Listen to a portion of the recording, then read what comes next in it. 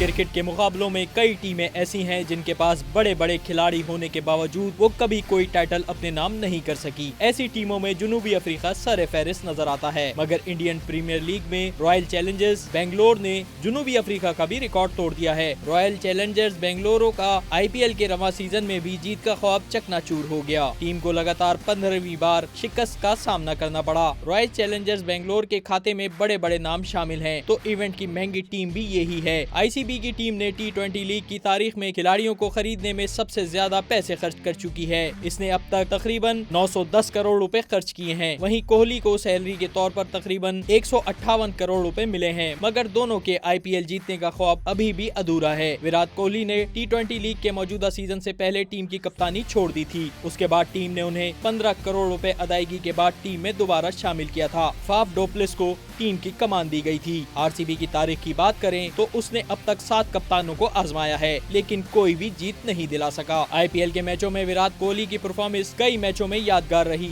मगर टीम को वो मुसलसल शिकस्तों से नहीं बचा सके। रॉयल चैलेंजर्स बेंगलोर IPL के अगले सीजन में क्या कारकर्दगी दिखाती है, ये तो आने वाला वक्त ही बताएगा, मगर टीम की मुसलसल शिकस्त ने टीम फ्रेंचाइजर्स को माली मुश्किलात से भी दो चार कर दिया है।